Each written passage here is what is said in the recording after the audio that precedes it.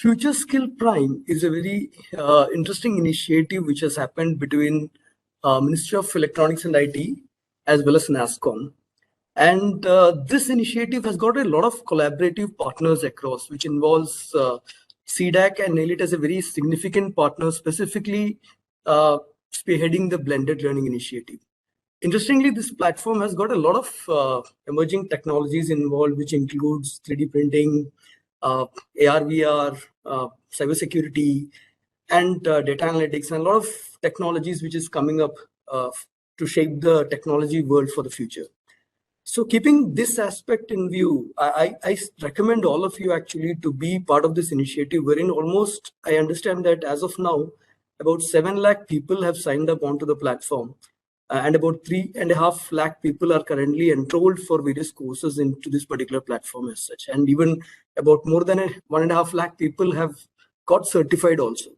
The interesting aspect of this online educational platform on emerging technology is that those are mostly related to the job roles which are there in the market. So one of our key partner, the NASSCOM, actually has got identified a lot of job roles which are there in each of these emerging technologies, and they actually map or align various courses as part of it.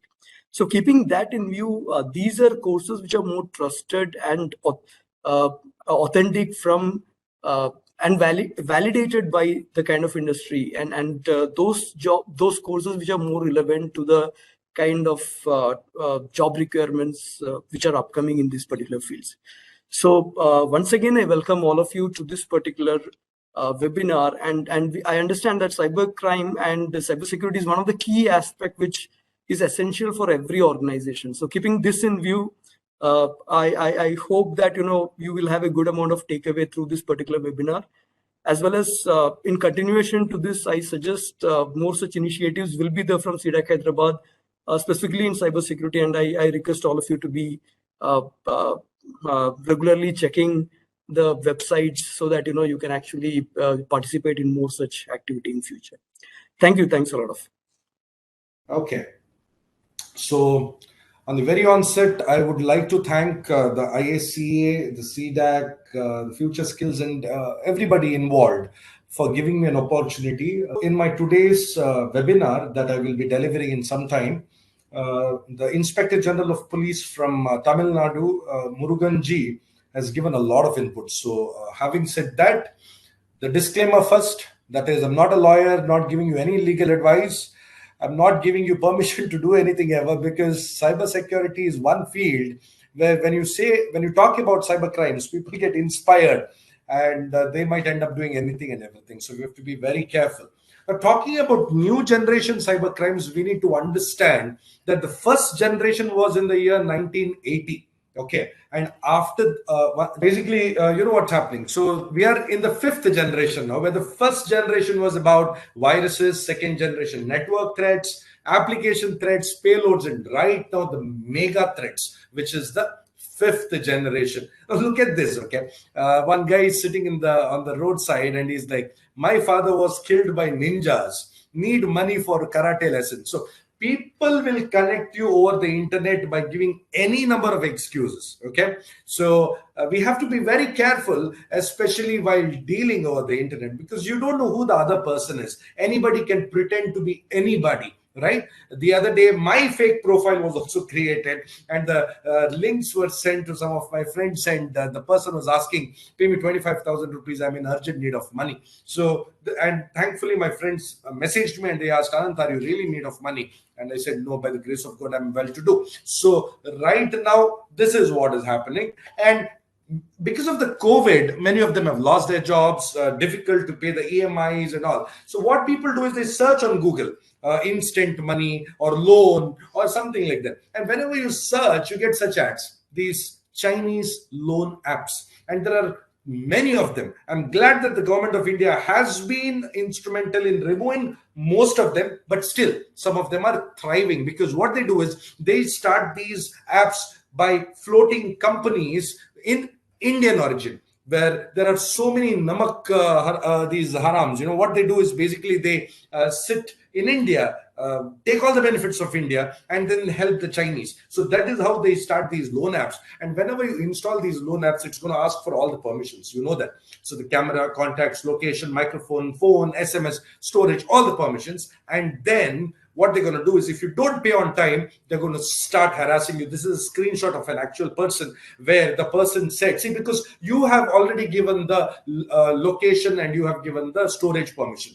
Now, definitely on your phone, there are going to be so many sensitive data, right? Your photos, maybe personal photos, personal chats, whatever it is. So they get access to all of them. And then what they're going to do, they're going to name and shame. So what they're going to do, they have your contacts also, because you have given permission. If you don't give even one of the permissions here, the app will not work. All right. So only when you give the permissions, the app works. So what will happen is, if you're given the permissions, they get your contacts and they're going to send messages to everybody telling that this guy is a chore. He has taken loan. He has not paid back. And it's going to be name and shame. Also, some of them use these apps called vault apps to cheat their parents, to cheat their partners. What they do is calculator. It looks like a calculator, but basically when you open that calculator, they store all their photos and videos. Again, a dangerous thing, because this app also asks for your permissions. And then what they do is, such apps, there are instances where they've blackmailed you. So see, earlier that was the telephone booth, the red box. Right now the Loo is the telephone booth for many of us. Now, if you have given camera permission to any of your apps, when you are in the Loo, your video would be recorded, your photos would be taken.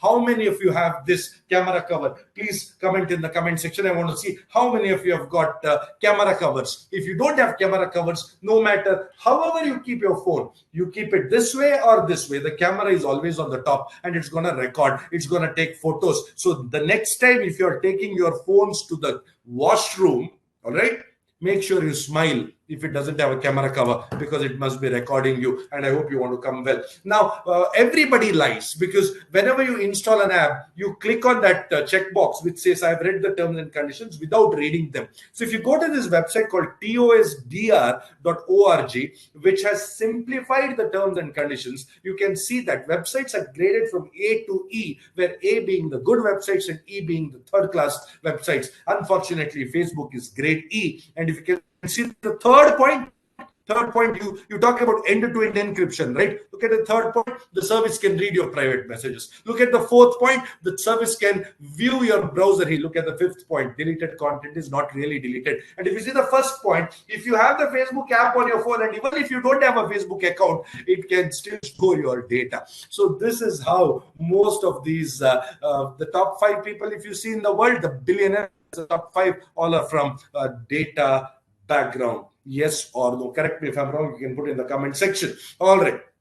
So DuckDuckGo is grade A. The ones who are using still Google search for searching, God bless you. Okay. So there is DuckDuckGo. Please use that. And look at this. Yeah. So there is an app called NotiSave, which can save all the notifications that you get. So even if somebody has delete for everyone, if they have done, still you can get back the message that they're done, because there are so many people who do that. Simply they send a message and they do delete for everyone, and to invoke that curiosity among you, so that you keep begging, what did you send, what did you send? So NotiSave is the solution. Now if you go to this site called threatmap.checkpoint.com, you can see live attacks happening worldwide.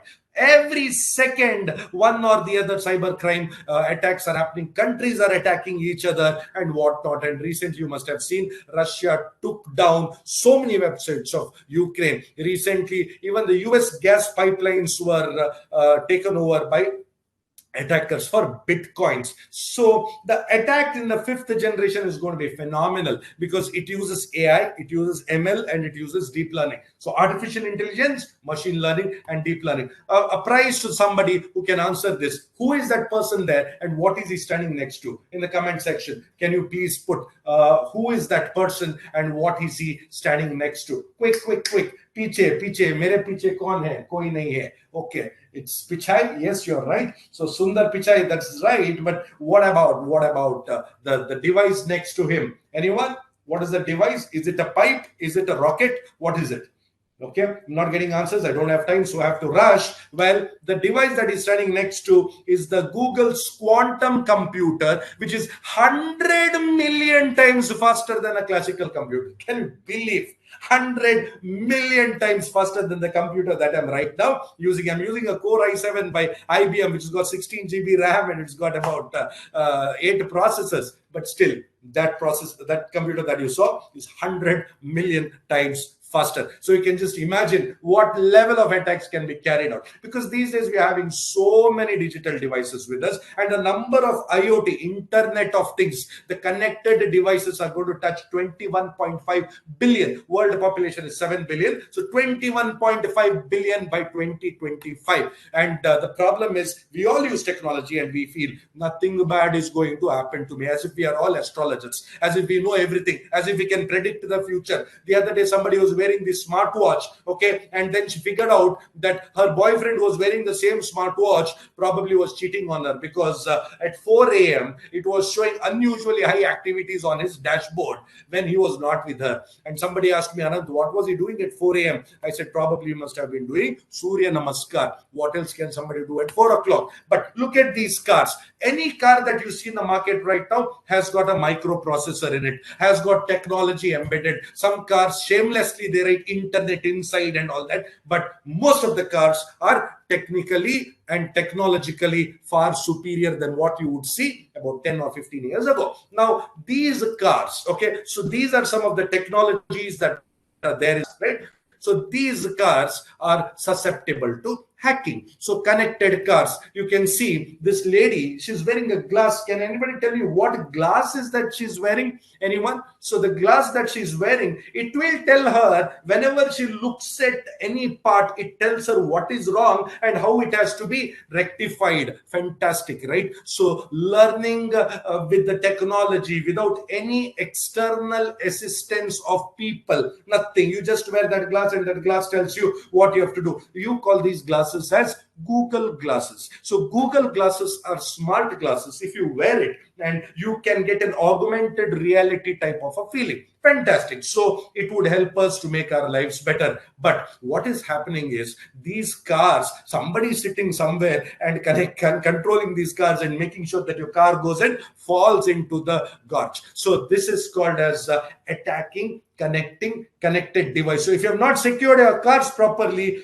definitely you will meet with an accident. Definitely somebody somewhere will sit and lock your steering or make the accelerator hit 150 and brakes fail. You would not know, or even just remove the seat belts off. And look at this, look at this. I showed you that glass, right? The glass, hackers are using it for a different way. What are they doing? Look at this. So whenever they see somebody, it tells who that person is by matching it to the social media accounts. Fantastic, right? You are going to the market and you see one girl there and you want to know who she is. Just look at her from the glass and then it will tell you who that girl is, her name, her profile, and all these things. My God, that is why I tell people 100 times on your social media, don't put your photos with high resolution pictures, because it can be used against you and you would not even know how it has been used. So what we do, all the connected devices, in order to secure them, we use antivirus. And this was one antivirus which many of them downloaded, and this is called the Antivirus Super Cleaner. If at all somebody has installed this on their phone, just check your bank balance. If 1 rupee is there in your bank balance, I will change my name. If you've got this app on your phone and 1 rupee of bank balance is there in yours, even if you're 10 lakhs, 20 lakhs, it would become zero. This was discovered 1 week back. It's called a shark bot. If somebody asks me, Anand, which is the most dangerous malware in the world, I would say it's shark bot, because shark bot, if it is installed on your phone, it only communicates with the bank. It only tells to which account the money has to be sent. It only enters the OTP. So be careful, okay, before downloading these free cheap antiviruses which can go against you. So all the money from your account, it's gone. All right. So different types of social engineering attackers are using these days in order to connect to you. And some of them maybe like your friend is asking you for money, or one girl messages you and tells you're very handsome, or some urgent request, or you have 1 lakh rupees, or somebody asking for help, whatnot. So different types of attacks can happen. Also, sometimes what happens is you're taking very good care of your systems. Now, see, the other day, married men, they had enrolled on a website called Ashley Madison. Okay, they had taken very good care. When they went home, they deleted all their history. The app was not there and all that. But Ashley Madison website only got leaked. The data got leaked from the website, and all these so-called gentlemen became mental men. Why? Because they could not face the society, because the data breach happened, and all their names, their phone numbers, addresses, credit card details, everything started getting leaked. See, because we have two lives these days. One is the online life, other one is the offline life. Online, we pretend as if everything is superb. Offline, actually, the reality hits. But my sincere suggestion for all of you is, if you put everything about your offline online, if that data leak happens, that is where you're going to take the beating. So there is this cybercrime called as doxing, where your private information is put public. It can be done by an attacker, it can be done by your ex, it can be done by anybody. Private information, they put it public. Somebody did the other day to me also. Somebody took my mobile number and they put it on a porn site, telling that I'm interested in guys, so please contact me, and my number was put. Okay, after all, I caught that person in no time. That is a different story. But then what I'm trying to tell is, what if it happens to you? You start getting random messages from guys or girls telling that, kitne mein aoge, what is your amount, I will send tickets, please come, and all that. So this is called doxing. Can be very, very depressing if that happens. So we have to limit our data exchange, we have to limit our data uploads and whatnot. Okay, so because internet basically of the 100%, only the 4% is the surface web. Okay, 90% is deep web, which is on the internet, but it is not reflecting on search engines. Like whenever you search something, if you search Anand Prabhu's inbox, Gmail inbox, it is there on the internet, but you'll not get it in the search results. So, or government files or health records, all these are deep web. And then you have the 6% of the internet. You can't directly access it, like I2P or Tor network, or there are so many other things. So where what happens is, in order to access the dark web, you need some specialized software. So internet is 4%, 90%, 6%, and dark web is more than the surface web. Now look at this. One girl going on the scooty, and you want to know more about her. So what the criminal does, he takes her, he notes her number plate, and then goes to this app called as Car Info, puts her number plate there, gets her name, takes her name, goes to social searcher, puts her name there, and gets to know her Instagram, Facebook, all these details he gets in no time, and starts sending friend requests to her. So my request for all of you is, today only go to Car Info and put your car number plate or bike number plate or your father's or mother's car number plate, and check whether that name, when you search on social media, whether it comes the same. For example, if you search my car number K19MF2830, you will get Anant Prabhuji. But if you search on Google, I should not write my name as Anant Prabhuji. I can write as Anant PG or Anant Gurpur or Anant P or something, Don't put the same name, so that it becomes easier for the hacker or cyber criminal or the person who is stalking you. We call them as stalkers, to connect it to you. So this is one important learning. See, because you want to search for somebody, it is very easy. I have pre-information about somebody. If Jeffrey Bruin, he cycles and is from Netherlands, I can get 100 information about him from the surface web. Okay, so we have to be very, very careful. And also, while uploading photos, this photo of mine was taken somewhere. Now you want to know where it was taken, just take that photo and upload it on this website called pic2map.com, and you get to know the exact location where it was taken, which device was used to take, whether the flash was on, whether the person's software was used, any software, like I've got pimples, whether I've used any software to mask my pimples, and what was the focal length, aperture A to Z, what was the name of the device in which the photo was taken. So we call this data as data about data, which is metadata. I repeat, data about data is called as metadata, and metadata of photos is called as EXIF, exchangeable image format. So why am I telling this is, whenever you are uploading photos, especially when you are standing outside your house and clicking a photo and uploading, you are giving the entire world the address of your house. So a pedophile may be there, a rapist may be there, or somebody, they'll get to know where your house is, so they can straight away come to your house. So be very careful. So I told people, don't stand outside your house and take photos. So somebody told me, Anand sir, I take inside the house. That is even more dangerous, because you're exactly telling where it is. Because all the phones that you have, all the cameras that you have got GPS. So geolocation gets tagged along with your photos. So be careful. Okay, either you have to disable the geolocation or disable the metadata before sending and receiving the data. Okay, now look at this. So WhatsApp. So everybody is using WhatsApp to send photos, videos, and all that. Now we have to remember that if somebody takes my phone, okay, he can check my WhatsApp. But how can he check my WhatsApp without taking my phone? Very simple. If he knows my mobile number and if he's standing next to me, what he can do is he can install new WhatsApp, put my phone number there, put my phone number. When it asks for the phone number, OTP will come on my phone. And when the OTP comes, he'll simply divert my mind. He'll say, Anand, look at the new Benz, because he knows that I love cars. So he'll tell new Benz, and I look at the Benz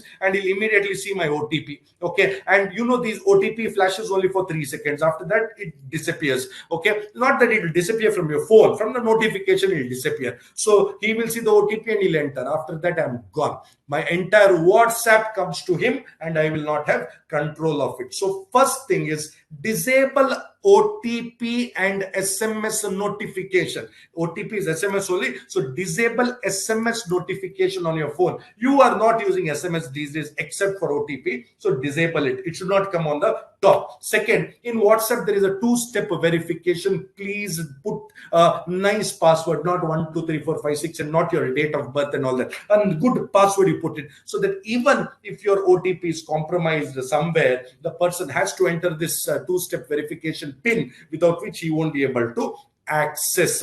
And third, wherever you're using internet, like in the sense Gmail or any of these apps that you're using, always use two-factor authentication. Okay, many of them use OTP. I don't use OTP. I use Authenticator app. You have Google Authenticator, you have Microsoft Authenticator. Now these Authenticator apps, they'll be on your phone. They are much more secure than OTPs, because OTPs can be hacked. Did you know that? OTPs can be very easily hacked. They're not secure, but Authenticator app is fantastic. So please do that. Okay, because your phone, your laptop, and everything has got public data as well as private data. Lot of data. You can see that credit card details, locations, your name and address, phone numbers, deleted files, passwords, everything is there. And you have to be very careful because it can be extracted. So the first and most important thing you need to remember is the difference between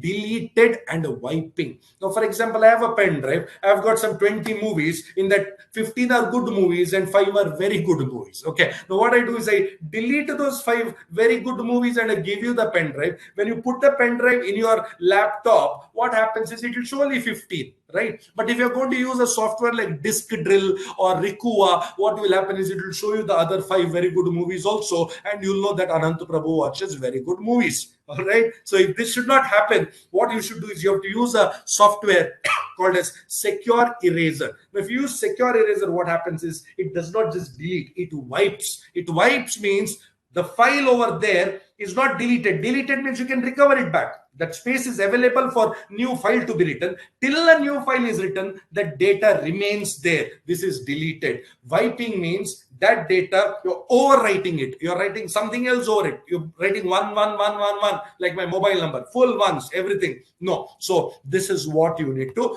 do. And also your iPhone or your Android phones, you have to encrypt. So encrypting phones is a very important thing. And if you've lost your phone also, what you can do is there's an option there called erase. If you feel that you'll not get your phone, just go to find my device and erase the phone. So this way your data can be saved.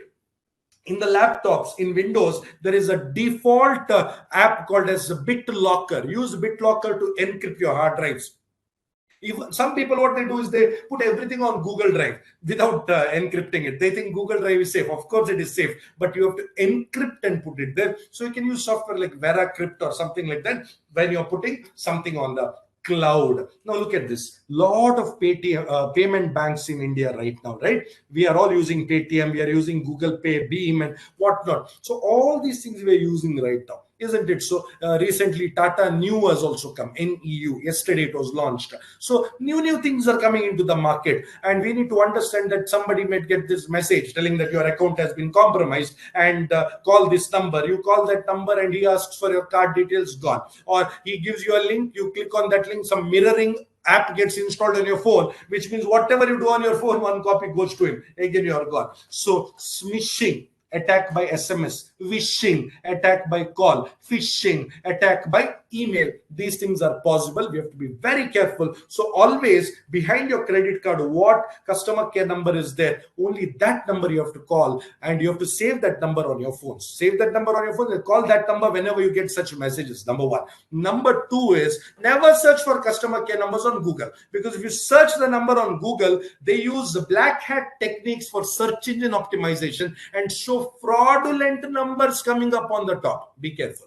All right. So how a fraudster takes control of the account. So whatever I told right now, they're going to do it step by step, and they're going to ask for the OTP, ask for SMS, ask for different things, and take control of your account. Be very careful. And also sometimes what happens, they give you a link by SMS. We call this as IDN homograph attack, internationalized domain name homograph attack. Homograph means which looks same. Now if you're a HDFC bank customer, so the website looks like hdfcbank.com only, so you'll click on it assuming that it is HDFC bank. Also the site looks the same. You enter your username, password, boom, all the money from your account is gone. Now how this works is, HDFC Bank or SBI Bank, all these domains are in Latin. Many of them can also, not many, everybody can also purchase domains in Cyrillic. Now, what is Cyrillic? If you take your phone, if you do a long press on A, E, I, O, U, these are called vowels. Do a long press on that. You will see certain special characters like A with a dot on the top, E with a dot or double dot below, something like that. These are called Cyrillic. So such domains are also bought, and it looks like the real domain, but they're not the same. Latin and Cyrillic are not the same. So we have to be very careful by looking at the domain also. So update your browser. If you're having a Chrome, if you've got the latest version of Chrome, whenever you're opening a Cyrillic website, it informs you, it gives you an Achtung, it gives you a caution telling that this is not a Latin domain. Be careful. All right. So this is important. And also UPI frauds happen, cashback fraud, QR code fraud. QR code, the other day what happened, somebody goes to a shop, takes a printout of his QR code and sticks it over the shopkeeper's QR code. So people are scanning, money goes to his account, right? And instead of sending money, they put request, and people think that, oh, they've received money, and they enter UPI, money is gone. Always remember, you enter UPI only to send money. You have to never enter UPI to receive money. Okay, and also some people simply contact, like see Flipkart at OK HDFC. The other day PM cares for you also somebody had done. So something like that. The UPI ID, they make some small changes and they send it to you, and you believe it, and then money is gone. It's fake websites, fake customer calls, fake. Everything is fake these days. So we have to be very careful, because cybercrime is now as a service. So if you've got less marks in the exam, there are people who can even change your grades in the university, right? So if the university servers are not properly secured, you're gone. So social media accounts can be hacked, emails can be hacked, cell phones can be hacked. Everything. Hacking is the new normal. As my guru Sanjay Sahai sir rightly says, data is the new oil, and these are the new oil companies. All right. And Google recently paid $15 billion to Apple. Why? Because they wanted to be the default search engine. 1 billion is 7,500 rupees, 7,500 crores. Sorry, 7,500 crores, because I don't know numbers also when it comes to crores. So 7,500 crores is 1 billion, and into 15 is $15 billion. Just imagine how much money, right? Why did they pay so much? Because they want your data. What does Google know about you? If you ask me, if I show you these two people, one is Deepika and the other is Katrina, and ask you who are you going to select in them, and even before you answer, I can tell who you're going to select, because there's a project by University of Cambridge which is called as Apply Magic Sauce. Now in this project, it will tell you what your psychological profile is, what are you going to select next, and based on that algorithms. On YouTube, it tells you these are the videos you may like. On Amazon, it tells you these are the products that you're interested in, right? So this is how it works. So the AI knows what your next step is going to be. Facebook has also prevented a lot of crimes based on your next step. So such things happen. All right. So Google knows a lot about you, a lot, everything. What you don't know about yourself, Google knows about you, right? So we have to be very careful, because see, I said hacking is the new normal. That's what my Sanjay Sai sir rightly says. And every contact by a criminal leaves behind a trace, is what Edmund Locard said. And I say that you may lie, but your devices will never lie, right? So whatever you do, you will still get caught, because right now we have come a long way from landline hacking. See, at home, when you had those landline phones, you used to sit in the hall and listen to what somebody is talking from the bedroom. Yes or no? So from landline hacking to cryptojacking, bitcoins, Ethereum, and whatnot. See, people have put cameras in their house without securing them. There is this website called as InsecCam. So you can go to the InsecCam. You can see thousands and lakhs of cameras worldwide. You can see them live stream there. Live stream. Terrible. I can see so many office cameras of India live stream. Why? Not properly secured. So this website shows all the cameras that are not secure. Go and see if you have a web camera at home and whether it's showing in the site or not. Right? And also what you type, it can also be on the touch screen. If you type a password, it can understand what you have typed. Forget that. You are sitting in a room and you're talking, and somebody sitting 100 meters away can listen to what you're talking by using lasers. Okay, so these type of new laser attacks have started, because when you talk, your vibrations from the voice hits the glass and the windows, and the person sends laser. When the laser hits the window, so because of the vibration, they can get back that laser, the rebounded laser, and using amplifier they can recreate the talk that is happening 100 meters away. Imagine. So that is what in Kannada there is a saying, Godegu Kivide. That is right. The walls have also got ears. So we have to be very careful while talking. So that is why I said fifth generation. Look at this. You can see Obama. So Obama's face can be taken, and you can create a new video of Obama, and you'll be shocked. The other day, I like this guy, Keanu Reeves. I also like this movie Singham. So what we did is we created a Singham movie where, instead of Ajay Devgan, we used Keanu Reeves, right? So this is a very interesting movie. We're not going to see this movie, but it looks absolutely real. So these days, we call this as deep fakes. And also, you get friend requests from random pretty girls, right? You get a friend request from this girl and you're going to accept it, and you not even know that this girl does not exist. Go to the site called thispersondoesnotexist.com. Okay, so it generates random people. Every time you refresh the page, a new photo comes. It's generative adversarial network GAN they use GAN algorithms to create these type of fake people's faces, right? Such people don't exist, and they use face swapping, and they create a video, and they're going to call you, and you fall in love with that angel Priya, okay, which we call as a deep fake maker. So what they do is they create videos and send you the friend request, and then they start extorting money from you. Also, there is a website called resemble.ai. Be careful. If somebody can put your voice in that site, resemble.ai, then whatever they type, it tells in your voice. So even if somebody calls you and tells, "Hi, I'm Anant Prabhu," don't believe. You ask some secret questions. Ask some secret questions about me. You ask, "Anand, which was your first car?" Only if I'm able to answer that, then only you believe that it is me, because you never know. You never know the person talking to you, even though if he sounds like you, be using deep fakes and AI. What I can do is I can recreate a voice. Okay, somebody is asking, what is the solution for laser attack? Yes, you get these anti-laser chips. If you can keep that in your room, then yes, the laser attacks can be avoided. So be careful. I always tell gentlemen, whenever you get a friend request from a beautiful girl whom you don't know, don't accept him. All right, same thing for the ladies as well. So such video calls, and then sextortion starts because they remove the top, you remove the pant, and then they tell you that they're going to put those videos on Facebook, YouTube, and everywhere. Now Facebook has come out with this new portal called as Not Without My Consent. So after a breakup, if your ex tries to threaten you by putting your private photos online or on YouTube or anywhere, so there's a website called Not Without My Consent, wherein if you go and complain, it would be taken down. All right, and then the action can be taken, because you never know who is your friend and who is your enemy.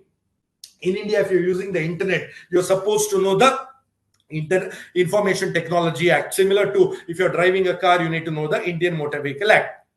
Even kids are using internet these days. Online classes are going on. See, the other day, a 13-year-old child blackmails a 14-year-old girl. Okay, so the other day, father gives his phone to his son, and the son figures out that the father calls 10 other women darling, but his mother. So such things are happening these days. So be very careful. And parents, if you're giving digital devices to children, please secure them properly, put some family filters and give it to them, number one. And also apps have got ratings called ESRB, Entertainment Software Rating Boards, and these ratings like everyone can watch, only 10 plus, only teens, mature, adult content, and all that. So look at that, because you don't want your 10-year-old child looking in adult web series and then talking nonsense to you. And cyber law is important. One page, please understand this one page, you will understand what cyber law is. In association with ISA, we have come out with a beautiful book. I'll be talking about it later. When online classes are going on to trouble the teachers, what students are doing is they're Zoom bombing. They're putting some dirty video when the classes are going on. Looks funny, right? Everybody would laugh, but would they know that publishing obscene content, 5 years jail and 10 lakhs fine? Yeah. And if that obscene content has got something children related, it is 7 years and 10 lakhs fine. Terrible, right? So many of them have gone inside the jail because of this thing, because they don't know, they think it is fun and they do it. So please understand. And also, while forwarding messages, be careful. Forwarding a message, or even liking for that matter, is equal to accepting the message and endorsing the message. Be careful before forward. You can't tell, no, I just got it from somebody in a group, so I just forwarded. No, you are also liable for that. So be very, very careful. And all the companies as well as small organizations, you have to compulsorily have somebody called as a CISO. We call this as Chief Information Security Officer. Please keep them. So the CISO, it can be your existing personally, you elevate him as CISO. So he or she would tell what the company policies, the cybersecurity policy should be. Otherwise, the consequences can be terrible. Like this, sitting online whole day, stomach has come out. So the neck and neck problem has started for many of them. What happens is your neck is weighing 4 to 5 kilo when it is 0 degree. But as you're using your phone, as you bend your head, 27 kilo strain on the neck because of this spondylitis for most of them. So always look at the digital device at 0 degree, number one. Number two, for every 20 minutes of screen time, for 20 seconds, look 20 feet away. Number three, do some regular exercises so that your body, your physical body is also maintained. Never look at the screen when it is dark. Never. All right. And use the blue cut lenses which you get, because all digital devices, they emit blue rays which are very harmful for your eyes. So if you put the blue cut, it just blocks it. And save this number. This is the Government of India's new cybercrime helpline number, 1930. Save it. Or you can also visit cybercrime.gov.in website.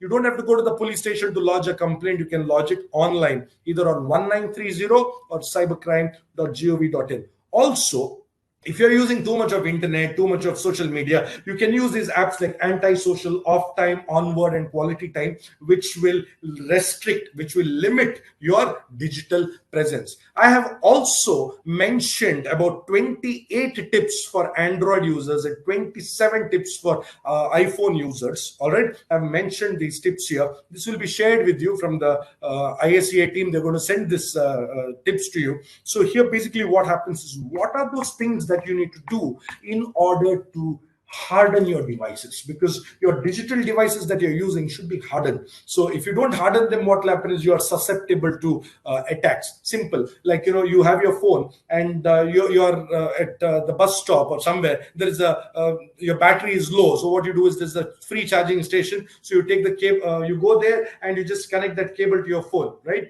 All the data from your phone will go. We call this as juice jacking. So always carry your power bank, or always carry your charger and connect it. If you don't have both, switch off your phone and charge it, so that the data from your phone doesn't go to the other side. So we have to be careful. Juice jacking, blue snarfing. So there are a lot of attacks that can happen. So I just had 40 minutes time, which I just have 1 more minute to go. So therefore, I wanted to quickly tell you about what can happen and what cannot. So you have to be very, very careful. So before you post something, think if it is true, if it is hurtful, if it is illegal, necessary and kind, only then take a call whether to post it or not. I'm Dr. Anant Prabhu Gurpur. You can search me on Facebook. I'm on Facebook. I have a blue tick verified profile. So you can just like this profile only, not somebody else's profile with the same name, because you find people with the same name, so many of them. All right. So number one. And number two is I request all of you to visit cybersafegirl.com. This project is in association with IACA,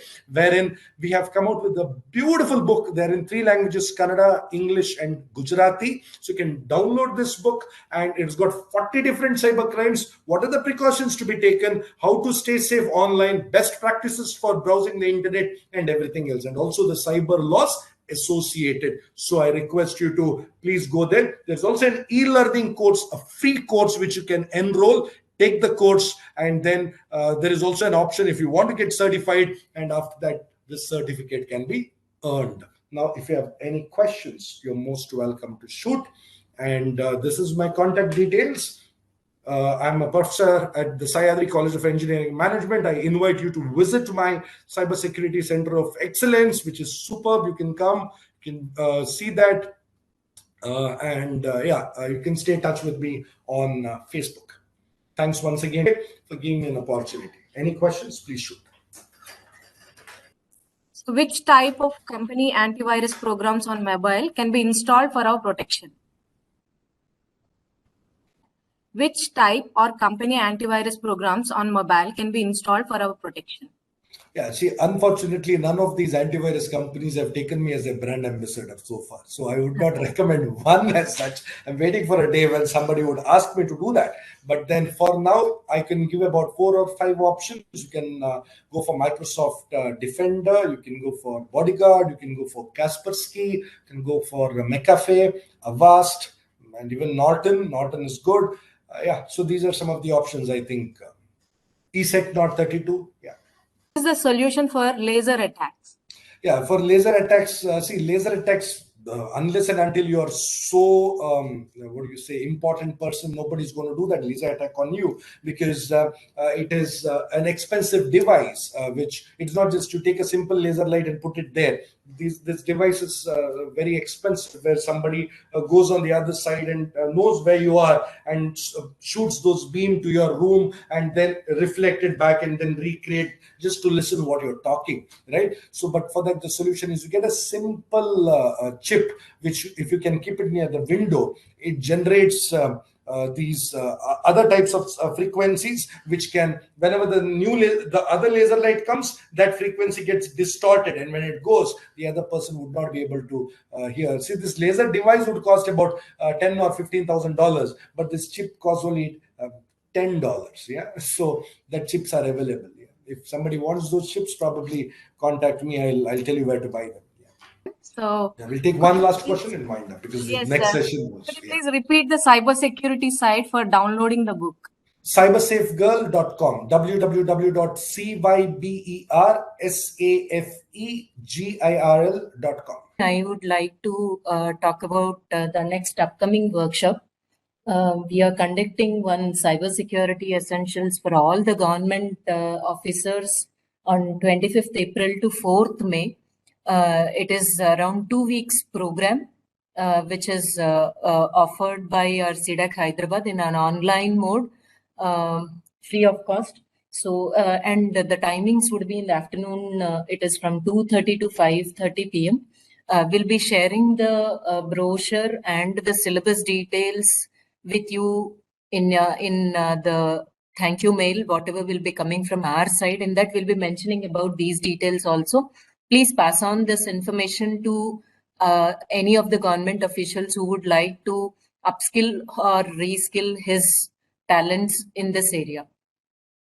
With this session on the cyber crimes, we would like to give a brief upon the cyber attacks that are happening on the web applications, mostly in terms of the OWASP, because this is something, it's a gist which tries to give an idea upon the entire OWASP issues and all. Okay, and the web-based attacks that we can usually see in the regular applications that we come across on our daily life. If we are a hosting providers, if we host our own websites, it will be easy for us to understand what kind of vulnerabilities can be there in our websites. And if you are a developer, how do we make our website secure so that attacks do not happen on our websites? So in that perspective, we will try to understand the OWASP top 10 during this particular session.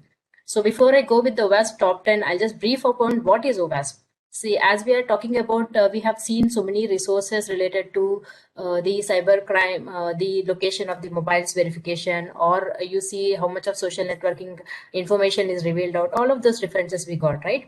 So as you see in the internet World Wide Web, the OWASP is a platform where you can actually get lots of information to protect your websites from various cyber attacks. Okay, so being a very short duration, I'll try to put my emphasis onto the certain things. However, we can still put up, if at all any questions are there with respect to OWASP, I'm available to take it up. So before we go ahead, as you see, OWASP is an open web application security project. And it is a project which is actually not owned by any commercial organization. It's a foundation, it's a non-profit foundation, and it's continuously researching and working towards securing the software. What all things they can do for the benefit of the World Wide Web to be more secure.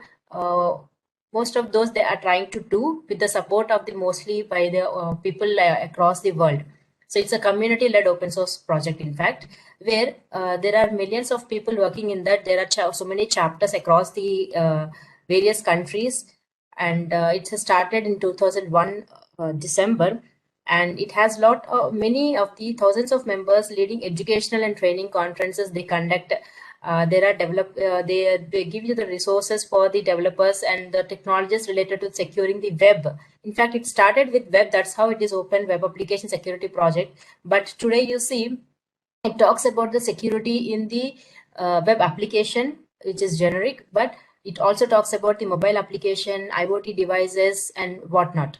So we'll try to see in the aspects of web application. However, as you see, I was saying it's a community-led. All of the countries are there as part of OWASP community, and there are almost 200 plus local chapters worldwide.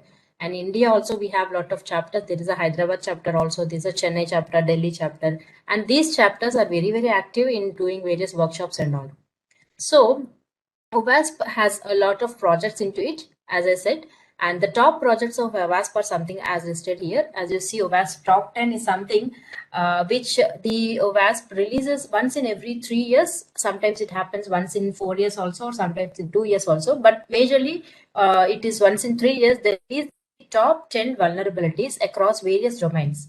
Like if you see, they have OWASP top 10 for web applications, they have OWASP top 10 for mobile applications, and so on. And apart from top 10, they have application security verification standard. There's a huge testing guide which can help the security developers to actually SSS to actually perform the testings much rigorously. The same guide can also be utilized by the developers to ensure secure coding into their things. They have good checklists, they have lots of labs, tools, cheat sheets, whatnot. And they have also incorporated lots of frameworks and all, which will support us to make our application secured, make our environment secured. Even the entire organization can become, can try to meet their applications to a certain maturity models defined in the OWASP SAM. In this way, there are a lot of OWASP projects. So since it is open to all of us, nothing we need to pay over here. And it is a very good environment or a good resource platform, I should say, which will help us to secure our applications. So basically, why are we so much worried about securing applications? All of the cyber crimes that we were discussing some time back, there is somewhere or the other for every crime, there is definitely a relation to one of the vulnerability that is there in an application, or that is there in the flaw of the mobile app. It could be, or the flaw in the application, the flaw in the server. There would definitely be some relation to something. So if the applications are made secure, could be that cybercrimes rate can little bit reduce, because there's a lot of still other things are there, awareness to people, awareness to the usage and all. However, having the application secured will try to protect the end users also to an extent, not only the organizations. So in that perspective, there's a lot of open resources, freely available resources are there for us to actually access and look into and utilize the resources.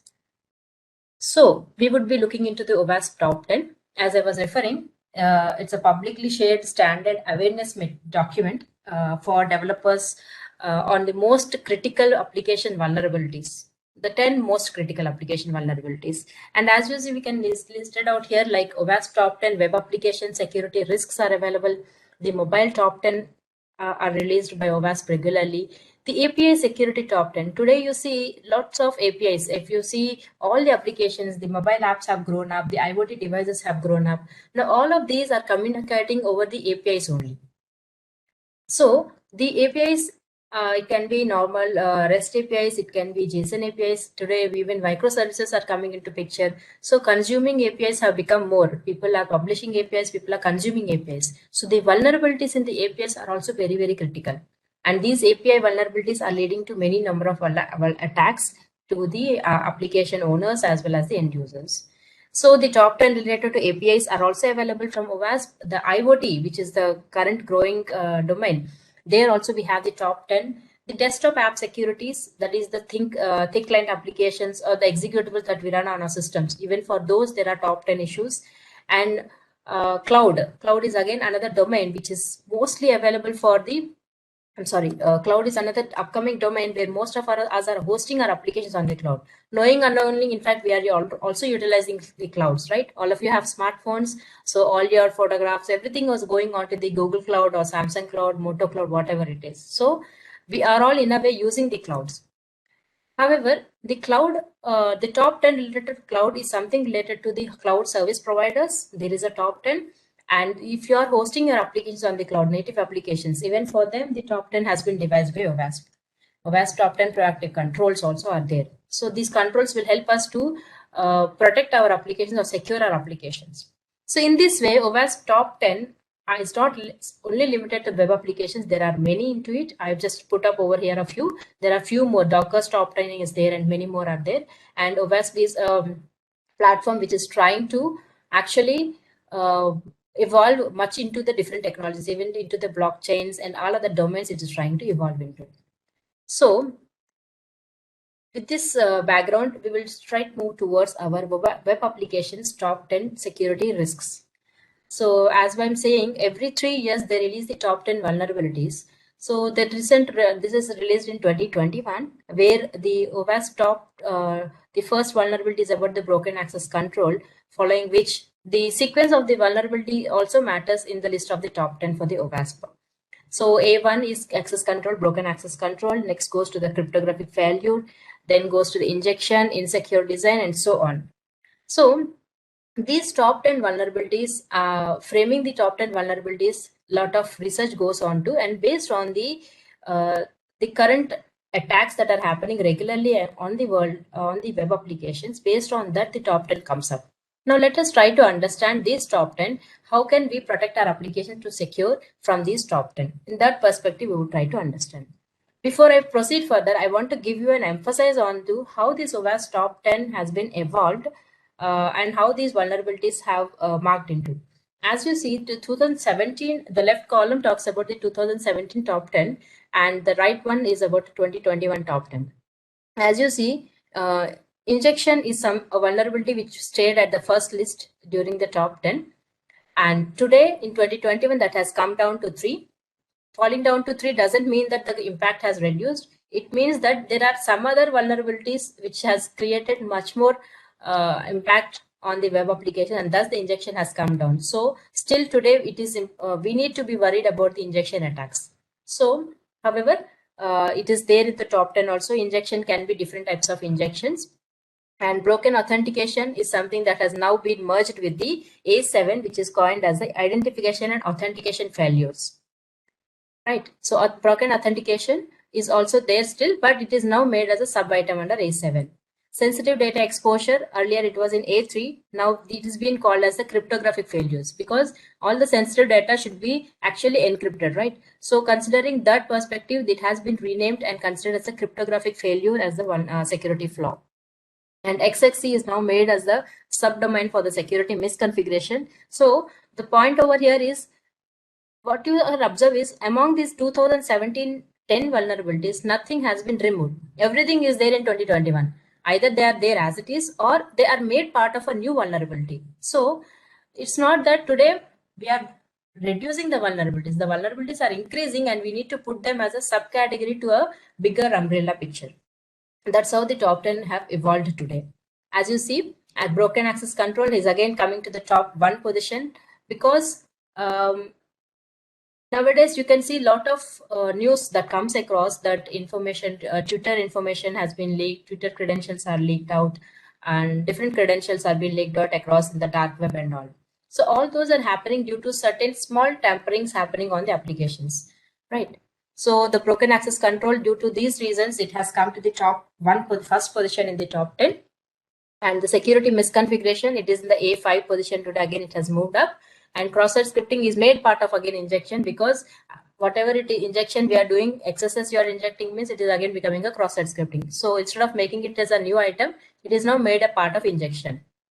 And insecure decellulation is made a part of the software and data integrity failures. Using components with known vulnerabilities is now renamed to vulnerable and outdated components. And insufficient logging is now renamed to security logging and monitoring failures. Because as you see, the name in the 2017 insufficient logging and monitoring is something that talks about logging and monitoring is not available. However, it's not giving the impact of the vulnerability. It's something talking about a kind of a recommendation. It should be sufficient enough. But if you see, the impact or the criticality of it is not being met much. Thus, in 2021, it is been renamed to security logging and monitoring failure. The moment you say something is failing, immediately there is a impact that comes in that, okay, I am failing in the logs, so I need to immediately implement the proper logs. Right. As you see here, among 2017, all the A1 to A10 are still available in 2021, either as it is, or they are trying to become a sub item for the main another umbrella item. It means that what vulnerabilities have increased. Okay. And in 2021, after mapping these A10 to existing one, there are still three more vulnerabilities which are newly added into the 2021. That is insecure design, which falls in the 4th category, software and data integrity failure, which is in the 8th serial number, and lastly, the server-side request forgery. Server-side request. So in fact, all of these three, insecure design, software, data integrity, and SSRF, these vulnerabilities were also there earlier also, but they were not there in the top 10. That's the only thing. But yes, they were known as the vulnerabilities, OWASP audit checklist or testing checklist. All of them have the points for this, but they were not there under the top 10. Today, they have come to top 10 means what? It means that our applications which we are hosting or which we are developing, they are actually having these flaws at a higher impact. They are creating a lot of loss to the organizations. They are creating a loss to the business in terms of their data or in terms of any other ways. Let us understand this, we may get understanding. So the gist over here is what is there in 17 is there in 21. It is there. Additional to that, 2021 has new vulnerabilities. So it is time for us to worry about the applications, its development, its security and all. So moving ahead, let us understand. I'm trying to give a gist on all these top 10. In case anyone want to understand anything, we can just definitely discuss it the last. As you see, broken access control. The term talks about the access control being broken. Access control being broken means what? Something I'm accessing an unintended content. I'm not supposed to access certain things, but I'm able to do that by trying to tamper something, by modifying something, by destructing something, by tampering, by intercepting, whatever I do. So basically it includes something like I can modify a URL through which I do a bypassing of the access bypass. internal application I can access, or the HTML page or simple custom API itself I'm trying to access without proper authentication or something. All of those are types of the access control being broken up. So this is an example where various attacks. In fact, if you see in 2021, there was a Facebook breach happened, where a normal user, a general user, can become an administrator of Facebook certain pages, admin pages. Like in Facebook, we create pages, right? Different pages. So when we create a page, I've tried to advertise my information on that particular page, right? So a user can become an admin of another user's page by doing a very simple tampering on the request that is going to the Facebook. So such a big applications where a lot of developers are there, they have a very good software development life cycles. In fact, the Facebook development life cycle, if you see itself, it's a very good learning way for us. How they develop, how they maintain the coding over their JIT environments, how do they download merge the changes that are happening. Every day there are almost hundreds of changes that happen on the Facebook code. How do they manage all these things? In spite of so much of sophisticated system, this simple flaw of somebody becoming an administrator of a page without proper access is a very big flaw. So such flaws are there, even such big applications, means we need to worry about the applications that are being hosted today on our servers and on our applications, or all these things. So basically, it's a kind of an attack where access is granted without proper privilege. Elevation of privileges happens by manipulating the metadata, like by just changing certain tokens and all, we will be able to access the unnecessary content. Coarse misconfigurations. Coarse misconfigurations is a very, very, very, in a way, coarse is a very easy setting that you can do, but a failing of doing that setting can create a bigger impact or a bigger attack on your applications. That's what is the coarse misconfigurations can lead to, right? Cross origin resource sharing. So today I was referring, right, we are having a lot of APIs today. So when so many APIs are there, how much of these APIs are being controlled? Every time I release an API, I need to give a permission to a particular domain. It's a big task. So what people are doing, they're trying to give, yes, anybody can use my API. This is my credentials, you access it. That way, the APIs are given access. Of course, based on the need and use, it can be given, but one has to verify that is really the requirements and all, and then plan it properly. So these are certain ways through which the broken access control vulnerabilities can happen onto the systems. Forcing the browser to accessing the data by changing the methods and all. As a simple scenario, this you can see, it's a simple website which is showing the information about a particular user, and you see in the URL account is equals to 6065. So it is some ID or an account number based on which it is trying to show the contents. So people who are one of such user, there are multiple users in the systems. So by seeing the account ID kind of things, people will be very curious enough to change these IDs to something else and observe what happens.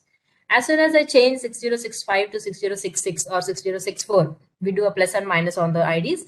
And when we do that, you will be able to notice if the page is trying to show the content of the other user. Of course, it is access has been broken over there. I'm able to access the others content, right? I'm doing a privilege escalation. I'm not supposed to access, but I'm able to access it. So there are different ways to it. Different people implement page accesses in different ways, either an ID or based on the URLs. For example, here you see the /user/get accounts is being used. If I change that to a different thing like an admin or manager, will I be able to access an admin account content or a manager account content? If yes, then again it is a broken access control. So certain simple scenarios through which one can do. So it's not that easy. I'm just giving you an example. So when we come to the real scenarios, similar things can happen, but it may need certain more tamperings with respect to maybe a post data or one of the parameter I need to remove, something like that. But yeah, broken access control is something that is most seen in today's applications, and developers are missing verifying the authorization in the internal pages, due to which this broken access control happens. Okay. So moving towards the next vulnerability, the cryptographic failures. So cryptographic failures, it refers to the problems with the cryptography or the absence of the cryptography altogether. right? Mostly we see today a lot of sensitive data has been used. In every application you see, everywhere there is a login. Without login, you're not able to do anything, right? There are places where we give a lot of our Aadhaar data for authentications. There are places where we log in with our passwords. How many of you use different password for different accounts? I'm sure there must be very less people, right? So many applications are there. How many passwords do we remember? Fortunately, we will be getting soon the passwordless systems. Already we have started seeing the passwordless systems. So, but today still we have passwords. So many bank accounts are there, banking passwords are there. How much of these applications are trying to protect our sensitive data? If you are using same password across all the systems, for example, you have a Gmail account, you have a banking account, and so on. So all of them have same password, means Gmail must be definitely protecting it. It could be that it is following strong encryption, and banking site also is following a strong encryption, so it is also protecting. And the same password you're also trying to use in one of the shopping site, like a small shopping site, something like a local market site or something. Over there they are not encrypting, because for them the application is not very sensitive. So if the application are not very sensitive, they won't be trying to think about, I have to encrypt the data, I have to encrypt the passwords. They may think that what's wrong, my site is not very critical, I need not worry about it. But for a user, you are using the same password for your banking, for your local market website, for the Gmail and all. Just imagine if this password, if the internal administrator of that local market website is trying to utilize and misuse on the sites. So cryptographic failures have increased a lot. So it's not that every famous application is doing cryptography. There are definitely problems over there also. Sensitive data is not only about the password. Today, even PII, personally identified information, is also considered to be critical, and it also has to be protected properly. Otherwise, the leakage of that leads to various things. As we saw in the earlier session, by just knowing your habits and your location, we are able to get a lot of information on the social engineering, correct? So if your personally identified simple information is being left out or unencrypted on the systems, and that has been hacked out, unfortunately, how much damage it can cause for an individual's life. So if we are application owners, it's important for us to ensure that you encrypt. And usually this vulnerability happens when sensitive data is transmitted. Like people use HTTP, simple insecure communication, HTTP, FTP, SMTP, all of these are insecure. The same protocol has an equal security information also, right? HTTP has a HTTPS. Prefer HTTPS. Why should I use HTTP? FTP has an SFTP, right? SMTP also has a secure SMTP for it.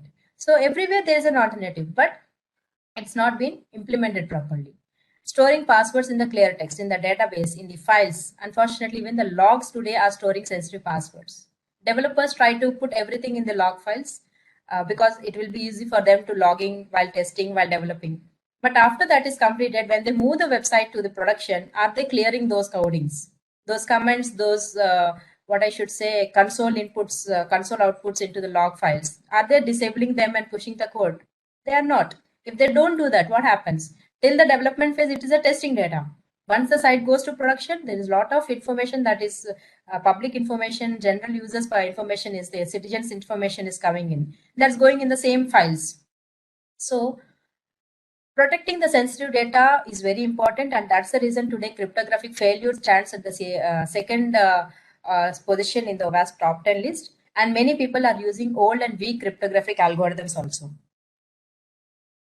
Default encryption keys, reuse of compromised keys. I'll give you a simple example. One of this example we have seen recently. You may be saying what is compromised keys or reuse of compromised keys. Everybody uses their own keys, right? But what's happening is today, also there's a thing coming up, zero coding, less coding kind of concepts. When we are saying less coding and all these things, people are trying to pick up lot of plugins, lot of libraries, just hook up to the code. I write a simple four lines of code and I use everything from the existing libraries and plugins. So what is happening over here? A simple example, TOTP, time-based OTP, is something that is being used nowadays at many applications. When the Google has a time-based OTP concept, and many applications are supporting TOTP. So TOTP what happens is, I don't need to get the OTP generated from the server regularly. I'll have an app within myself in my system, and I try to generate OTP and put into the applications. So there's a mechanism for how these servers and all communicate. In this context, forget about how it happens. In this context, when I'm using a TOTP kind of a thing, what I do, I just pick up the open source library, put in my code, and start asking people, okay, you use a TOTP thing to get OTPs and get authenticated on my website. When I do that, developer has just picked the library code and kept in his system. So the library is having already a key in it. For generating an OTP, there is a mechanism in the systems to do it. So there is a key, secret key for that. When they use it, the secret key is not removed. They don't generate a new key and use. They use the same library, so same key goes there. Now, what is their use? I don't need to hack any system also. I just know which TOTP plugin he is using. I can generate OTPs on behalf of everybody and start utilizing it. So using of compromise keys, default encryption keys that are there on the internet, all these things are happening when we are just picking up the content directly from the internet world and using it in our codes. So it's very important for us to ensure whenever you're putting any encryption, cryptographic concepts into your codings, we have to look into what algorithm I'm using, what kind of keys I'm using, how am I storing my keys, how am I protecting the user's end data. All of these things are very important for us to verify. Moving towards the next one, injection. Injection is a vulnerability. I should say injection is not injection. As soon as we say injection, many of us remember SQL injection. Of course, SQL injection, but today injections are many. Even cross-site scripting is made part of the SQL injection now, according to WASP Top 2021. So injection is a kind of attack where an unintended data goes into the web application. I have to enter my username Indraveni. Along with Indraveni, I add some more additional characters into that, with which injection happens onto the system and I get unnecessary content. I may see unnecessary error messages, which helps me to again perform some more things. That's what is an injection. So injection is basically untrusted data is being accepted by the application and then processed by the backend systems. That's where an injection can happen. And when an injection happens, basically the reasons are it is not validated, dynamic queries or non-parameterized calls are being processed by the applications, hostile data is used with the object related mapping concepts, and so on. So for giving a glimpse, for example, there's a kind of a site where I see login like this. Instead of entering a username and password or login count, number 1 and ID or something like that, I'm just entering some value. Immediately I see an error message like this. So whenever we see this kind of an error, it means that application is trying to take my input and maybe it is trying to process something at the backend database, because this is a database query I'm directly seeing. So it's kind of an error related to the DB. Immediately people try to even perform different types of injections onto it. Login count 0, user ID, instead of giving a user ID, I'm adding some 1 is equals to 1 semicolon double hyphen. This is a kind of a magic code they call in them SQL injections. So when we put this, usually this kind of a logic, it's a kind of an XOR condition. And with that condition being successful at the backend database, all the users' data will be fetched out over here. Unfortunately, if the same table has passwords, the passwords also gets revealed over here. So SQL injection or any other injections, the flaw basically, the problem is user's input is not validated. And people do validation. It's not that nobody does. They do the validation, but they do not do it in a proper way, which leads to different things. They do validation to stop SQL injection, but validation may miss to stop other things. So injections are not only SQL, there are many more injection flaws, HTML injection, iframe injection. We were discussing, I think in the morning session, there was a topic about phishing, right? Phishing attack is there, tab napping attack is there, clickjacking attack is there. These are the attacks that attackers do on end users. But this attack is possible on the system if the application is having a XSS injection vulnerability. If the application is having an iframe injection vulnerability, then somebody will be able to easily do a phishing attack on users of that website. I'll just reframe this. For example, you are owning a website. Your website is having a iframe injection vulnerability. So with iframe injection, for example, in SQL injection, I'm performing attack on you, on your database. I can see your database content. But if your application is accepting iframes, I'm able to inject iframes. I'm not targeting your website. I'm targeting your users. By injecting an iframe, I do a phishing attack on your users. Whoever is accessing your website, I perform a phishing attack on him. I perform a tab napping attack on him. I can even perform a clickjacking attack on him. In this way, different types of injections leads to different types of attacks. Okay, so securing an application is important for securing our application, our own data also, as well as our end users also. Some end user attacks can also happen. So similarly, we have code injections, command injections, OS injections. Like this, there are many injection flaws. Only difference is what we are injecting. Based on that, it is called as a what type of injection it is. Ultimately, the conclusion is if there is a proper validation, none of the injections will happen. If we do proper validation on the applications. So moving towards the other one, insecure design. This is something, a new vulnerability in 2021. It was not there earlier. And it is even not there in mostly in the OWASP checklist also. Earlier also it was not there. There were a few which is called as certain checks. But so insecure design for this, they are trying to even add the security checklist. But they were being called as a business logic flaws earlier. So flaws in the design and the architecture. That is what leads to the insecure design kind of a thing. So I won't explain all of these theory things. However, I'll just give you a simple example which will help you easily understand. So generally, insecure design means, for example, you have a website where I think I have an example over here. You have a website which just takes up the there's a website which actually generates OTP for you, right? So if an OTP is generated, we get authenticated we make ourselves identified to the system and we log in. What if the OTP generation page is not having any control? We call that to be a no rate limit. So if the OTP generation page is not having a limit, we end up to this situation. You see, this is an email inbox where OTP generated mail subject line has come, and you see the timing. 4 p.m., 3:59 p.m., 3:58 p.m. From 58 to 4 p.m. Within 2 minutes, so many emails have come with respect to OTP. This is called as OTP flooding, or vulnerability wise, it is a no rate limit. So it's purely a design flaw. An application is there which is asking me to enter my email address, wherein it will generate an OTP. I click on generate OTP button and I wait for the OTP to come to my inbox. So at that moment, there is an API call that goes for the OTP. What we do what an attacker can do, such API calls, he will just try to put up in a tool which will try to automatically call that APIs, and he feeds emails of different people, of different users. I don't need anybody. For example, OTP on the mobiles. Everybody know our phone numbers, right? If someone want to take a revenge on his phone or something, he just tries to put your phone number on that API call and let the system generate OTPs. If we land up into generating hundreds of OTP emails, hundreds of OTP SMS on our inboxes, how much of frustration do we get? How much of damage happens on our mobiles also? Continuously SMS coming. Even the SMS generating system also gets overloaded, right? So this is called as a design flaw. People who is generating OTP, they need to verify whether they are putting any cap on how many OTPs should come, during which time. So these are all related to design. At the time of design, they have to think, okay, after 5 OTPs, I have to stop the system to generate few more.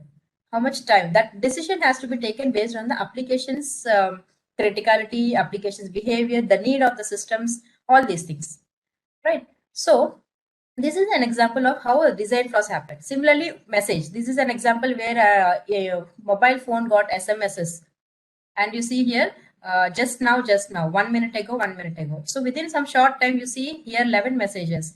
Here I just highlighted. Here you can see 11 messages has come, 7 messages have come here, 5 messages from the same application it is, right? And the timing, you see, there's not much difference over here. So these are all an examples of OTP being flooding on the emails. So it's easy for us to understand. That's why we have put up over here this example. So these are all design flaws. So when an application is being developed, that's the reason. How do we prevent OTP insecure design flaw? You see here how to prevent. Establish a secure development lifecycle. Perform a threat modeling. Use threat modeling for critical applications.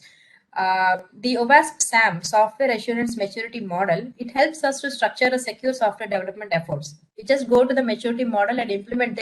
There's a very good cycle kind of. You just answer your questions based on the applications. It will give you the model, how you have to design and all these things. That's a very good model. In fact, if you're a developer, you can definitely choose that. So at this stage, when you do threat modeling, when you do development lifecycle, you implement security within your development lifecycle. At such point, you'll be able to, you should take a decision on what kind of business logics you have to implement for critical things, OTPs. Another example we have seen recently also, that the bus ticket booking system. Okay, it allows me to book 2 tickets and I have to pay money for 2 tickets according to the regular flow. If I do a small tampering in that flow, by just changing certain things, we can book 4 tickets, 6 tickets at the same amount we are being allocated. So this is something missing. In the flow of the system, some logic verification is missing, due to which that is happening. So these are all part of insecure design. So you have to design and architect it properly so that the insecure design doesn't happen, which can lead to different types of attacks at the later point of time. So, and next moves about the security misconfiguration. This is about the systems that are not configured properly. Usually this occurs whenever hardening on the system is missing. For example, you have a very good website, very secure system you have, but you have hosted it on the web server with the default configurations. For example, take an example of Apache Tomcat. You hosted your website, very strong secured application you have hosted, and you loaded on an Apache Tomcat, and Tomcat is on the public interface. Public interface means on Apache Tomcat, your website is running on the public. And you forgot to remove that /manager page from the public view. So by putting a default domain name, I get a website. But if I add a /manager, I get a Tomcat's admin page. Unfortunately, if you have not reset your credentials, if you have not set strong credentials over there, people try default credentials, and if they log in, gone. He can delete your entire code, or he can just upload a new website on the website also, right? So proper hardening on the system. These are all misconfigurations, lacking of hardening, wrongly configuring the permissions on the cloud services, unnecessary features like ports, services, pages, accounts. We have to disable them properly. Not only about web server, I'll give you today, we are using a lot of LMS, CMS, content management system, learning management systems and all. How much are we verifying whether these LMS and CMS are hardened or not? They're very good. They're very convenient for the developers to host the website within a day. We can host a course on a learning management system. Within a day, you can create a website using content management systems. But are we hardening it so that the admin pages are not visible publicly? Are we are we resetting the credentials? Are we trying to put patched plugins into the systems? All of these things matters a lot. You load a static site, but still I can I can hack the website because you're trying to put up a default configurations on the systems. That's what is today the situation is. So hardening the systems is very, very critical. Otherwise, there are lot many attacks and vulnerabilities that happen on the systems. Error messages one has to configure and all. And the next vulnerability is about the vulnerable and outdated components. This is one other critical thing, is similar to what we just now discussed, however. So outdated components means what? We use a lot of external plugins. One of the thing is, for example, Log4j vulnerability is something that is recently come across in December 2021. It created a lot of havoc across the systems. Many applications have already been hacked also due to this vulnerability. But today, being in March 2022, have we uploaded our Apache website to the updated our Apache web server so that this vulnerability is not there in our systems? Did we verify that? Did we do that? So that's what is the problem. Many people have not done that. Still, there are applications which are having an older version of Apache with this vulnerability. And this is an issue with which we are able to see that attacks related to passwords been stealed out, sensitive data has been stealed out, and the logs forging kind of attacks and all happened on the systems. jQuery is something that we use a lot in the systems. All the websites today are bootstrapped, and all bootstrap websites have jQuery. How many of you are verifying whether the jQuery version is latest version or patch version or not? We do not.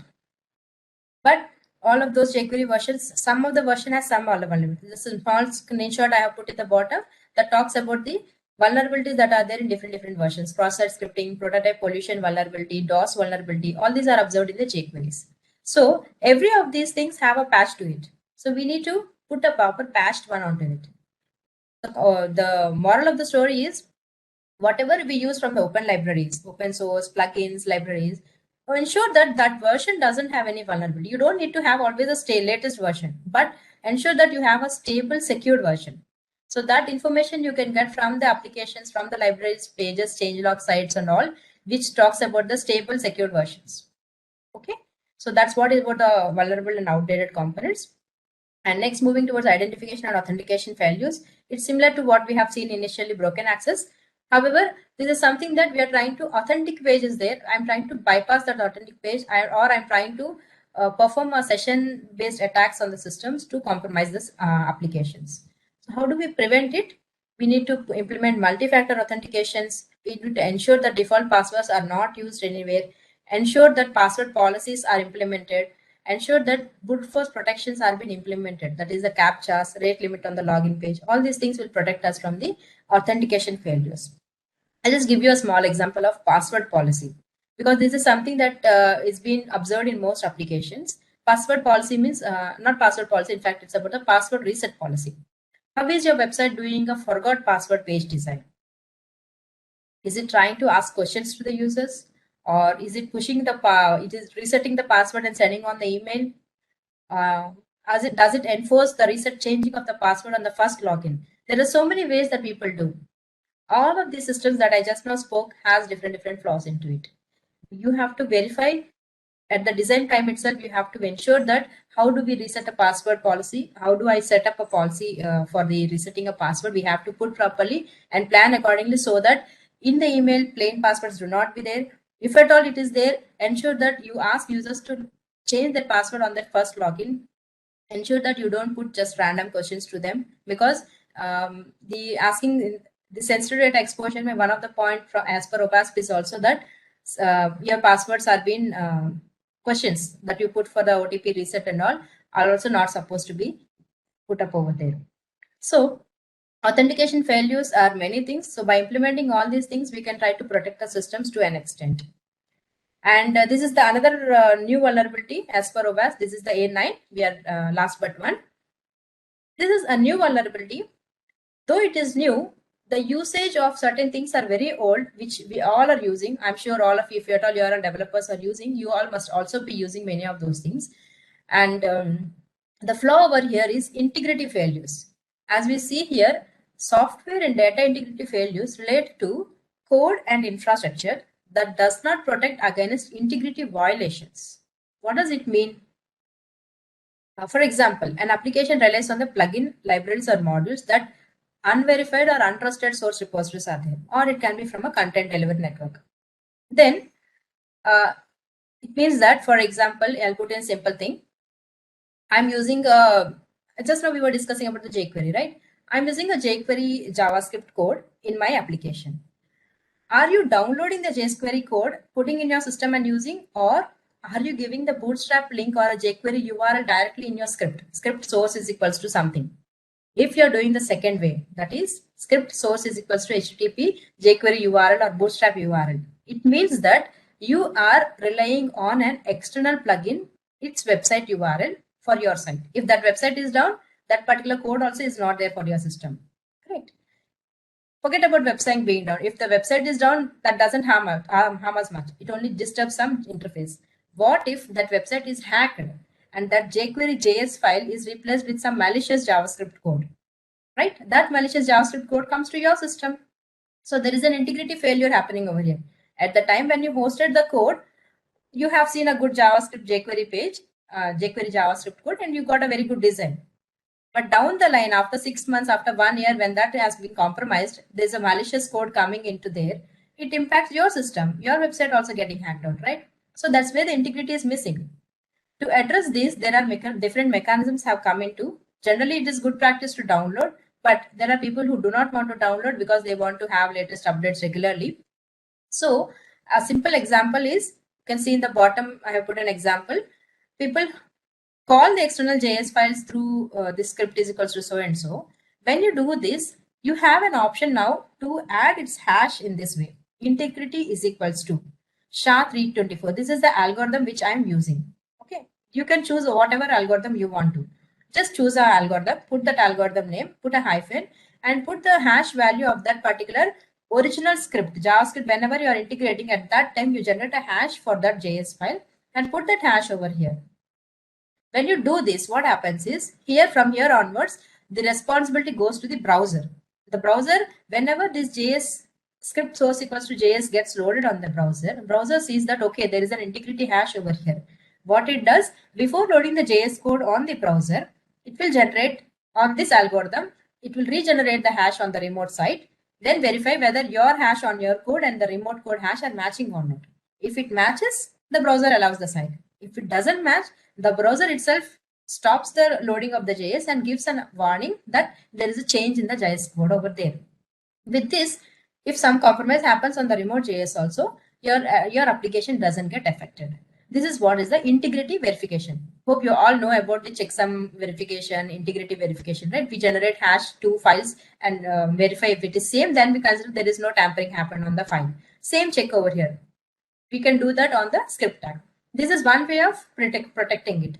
So similar ways we can do for different things, different activities, whatever you are downloading anything. Use digital signatures or similar mechanism to verify software and data. For example, how many of us download? We download a lot of codes from GitHub. We download a lot of softwares from the download.cnet.com site, SourceForge site. There are so many sites, right?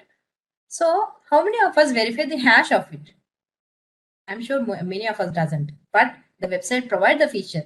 Every file you download, there's a checksum attached to that. After we download, we need to verify that, ensure there is no tampering happened to the original file. So such mechanisms, if not there, we need to implement in our applications in order to ensure that software data integrity failure issues doesn't rise up. Ensure that there is a review process for your code and configuration changes to minimize the changes that malicious code doesn't come into the system. Ensure the CI/CD pipeline into your applications. Ensure that unsigned and unencrypted serialized data is not sent on the untrusted clients. All of these checks will try to protect our systems from the tampered code and failure issues. And yeah, moving towards the last one, security logging and monitoring failures. This is about the insufficient logging. It's something that helps to detect, escalate, and respond to active breaches. So this is not a vulnerability, in fact, but it talks about in case something happens to your system. Is your system, are you ready to act upon it? Are you ready to know what happened? That is what is this? It's about the post analysis, forensic detection purpose. So logging and monitoring are quite critical because it helps us. So the absence of these loggings can directly impact the visibility, incident alerting, and forensics. So what happened is in 2017 itself, this has come into the list. Most of the times our websites get hacked, they get defaced, or the SQL injection happens and credentials are lost, credentials are being put in the dark web.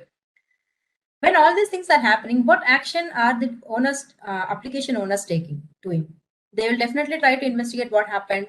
They'll definitely see which part of my code is vulnerable, which has caused this problem of the website defacement, or is it my code problem? Is it my hosting environment problem? Or is it the cloud service provider problem? His service provider's system got hacked, but my website is being compromised. I keep struggling at my website, but the problem is somewhere else.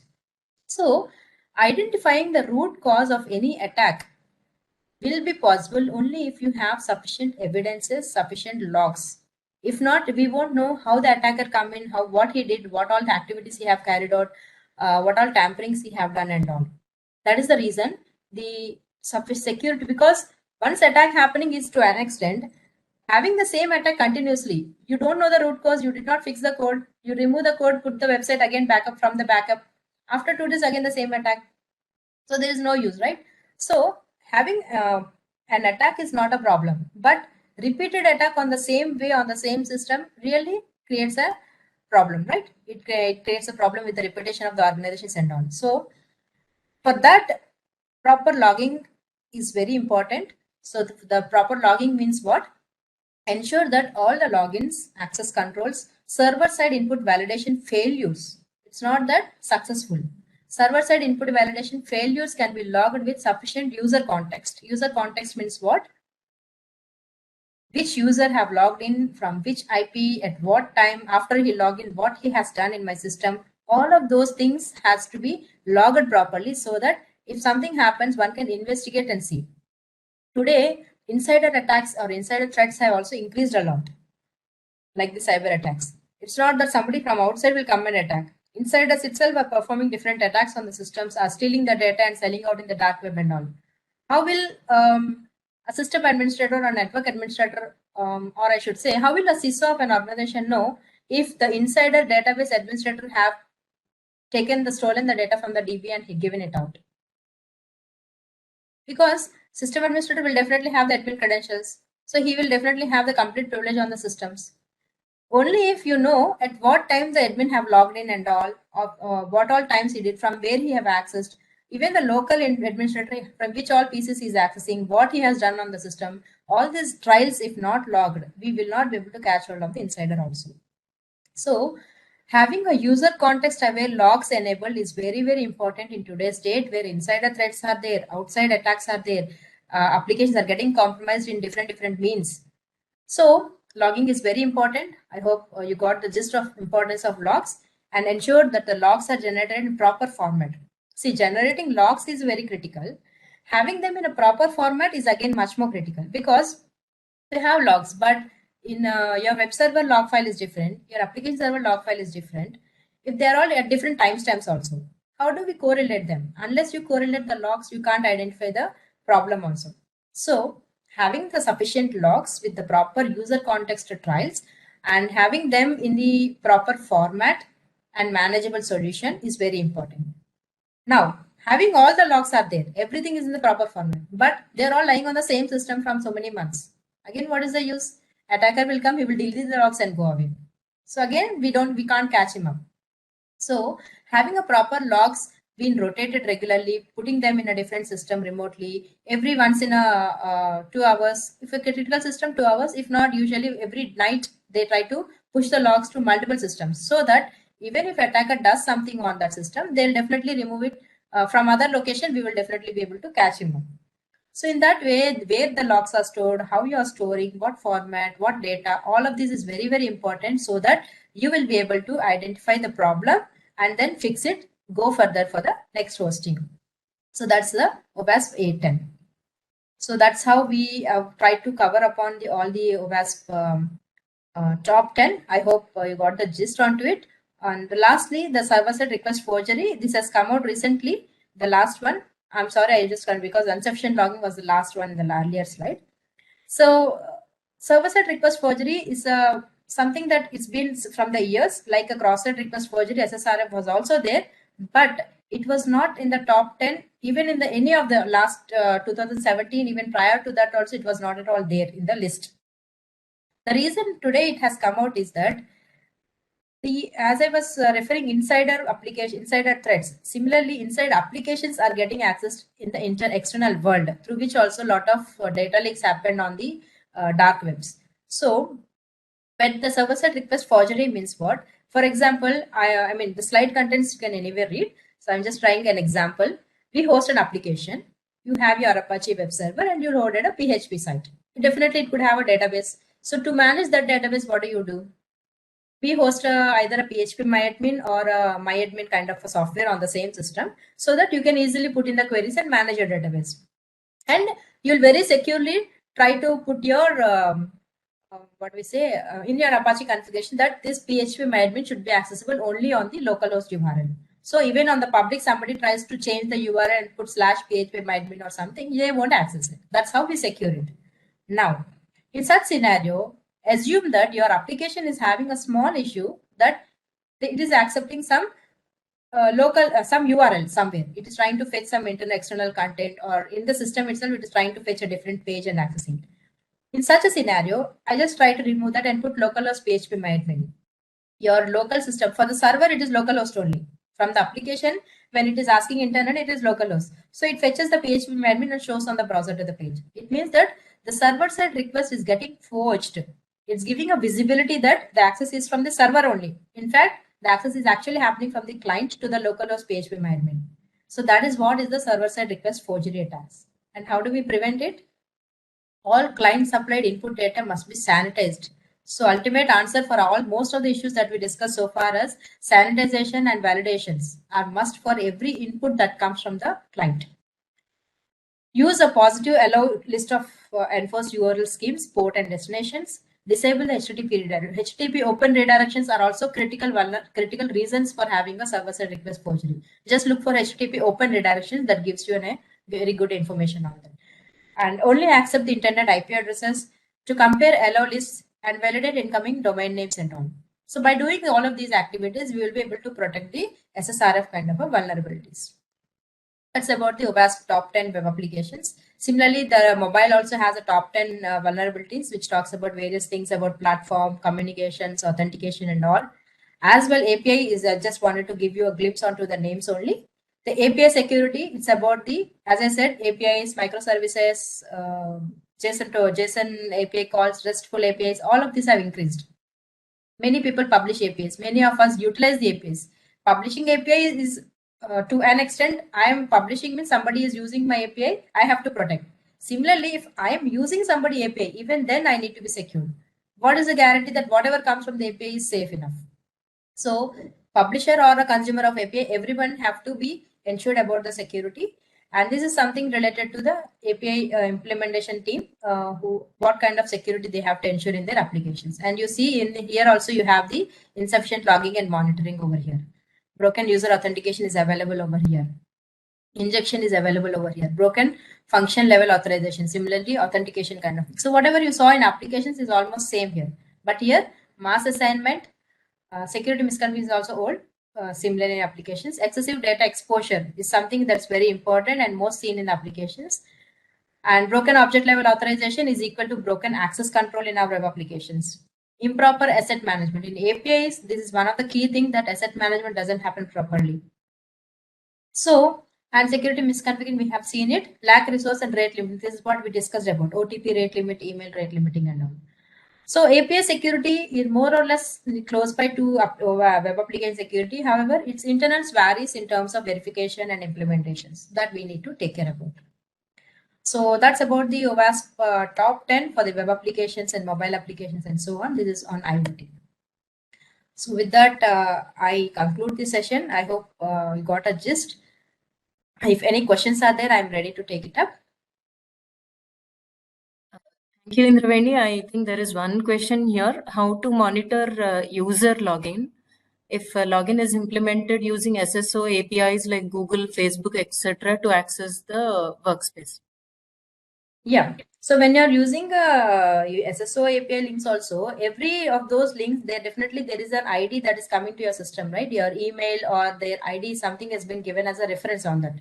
So that user accounts also we can log in. We don't need to know their passwords. Only SSO login and what we do not know. We don't know their credentials, but from their side, definitely we have a connectivity, either an ID, an email or something. So through that, we can definitely try to log the users entries. There's another question. How to keep our data secure without hacking? Student Akshara. Okay. See, without hacking means, as we discussed, we need to follow the secure coding practices whenever you're developing any piece of code. Try to ensure that you put proper coding practices. As a simple example, I'll tell you, if you're doing a validation, you see whether you're doing a whitelisting or a blacklisting validation. Doing a blacklisting means you'll try to put a condition based on what all things you don't want to. Instead, you try to put a condition what all things you wanted to implement. That is the whitelisting. So in this way, secure coding practices in each case, sessions for validations, everything, there are checks available. So follow that. They will try to definitely secure the systems. However, how to protect it from hacking means it's not a one single thing. The thing lies with the developer. It lies with the administrator who is hosting the application. It lies with the security of the server where it is hosting. There are many other things that comes into picture. But yeah, from the application point of view, go with the secure coding practices. Definitely, it will try to protect the systems. One last question, I'll be taking it up. How to keep finance secure nowadays? How to keep finance secure nowadays? One question is how to detect web shell installed on a web server. Okay, how to detect a web shell inside a web installed on a web server means basically we'll have to do regularly you perform your source code scanning on the code that is running on your servers. So web shells are something that that will have simple codings into which will try to accept code without validation. user input without proper validations. That's where the web shell's key logic lugs into. And most source code scanners will try to identify them. So regularly perform a scan on your source that is there on your production server. If at all there is any web shell, you can identify. The second, there are different means to identify such things also. Usually any change that happens on the code and all, there should definitely be some kind of a version verifications, changes that have been done should be logged and all. So through that you can identify. But yeah, the best way is to do source code scanning. In case you have some doubt, pick up a good source code scanner from the market, perform a scan on the system, on the source. You will be able to identify if there is a shell onto it. They're talking about online finance transactions, how to secure them. See, online financial transactions, to securing them, there are different ways. Like for example, if it is about the UPI, we know certain things that you need to ensure you don't perform. When you're sending money, you don't need to enter your UPI MPIN, right? In that way, there are different mechanisms. So online financial transactions, there are many things. If you want to in terms of user, the tips are that whenever you do financial transaction, do not open multiple browsers, do not open multiple tabs. In fact, the best way is close all the sessions completely and then open a single browser, open the browser, finish your activity and jump out.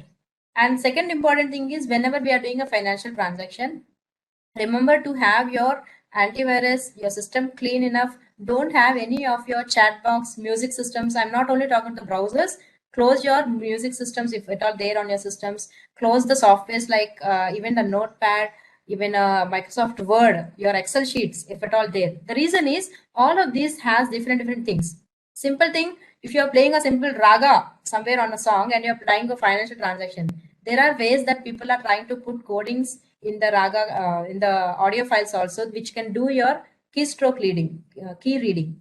So if you're entering password while listening song, there is a software running in the background which can read your keystrokes.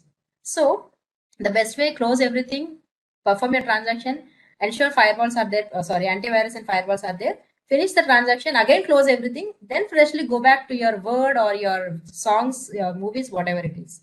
And in your mobile phones also ensure that all of those things are there. Yeah, one last tip, in your mobile phones, if at all you're doing a UPI transaction or a banking transactions, ensure that whenever an OTP question is popped up, you try to enter the OTP on your own.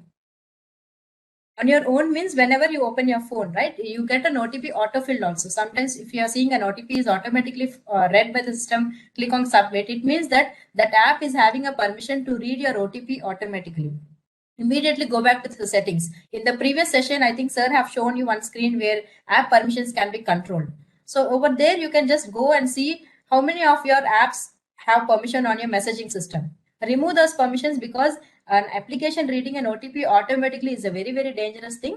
So do that settings, you'll be able to do the best way. There are many more. You can definitely visit infosecawareness.in to see some more tips on the financial transactions. Thank you so much. I hope it was useful. Yeah. Thank you, madam. Yeah. I would like to answer one of the question here. What is the prime and major role of antivirus program in cybersecurity? Yeah, we do understand that there are many antivirus solutions coming into the picture. Previously, most of them are based on a blacklisting approach. Like if I have a malware, then a signature of that is calculated and kept in a database. So whenever an external entity is entering into the system, the hash of that will be compounded actually. But nowadays they are moving into behavioral modeling or even heuristic based and whitelisting approaches. So I think there is a trend moving on in the cybersecurity to the newest technologies that are coming in. I hope they do have a lot of important role in this area.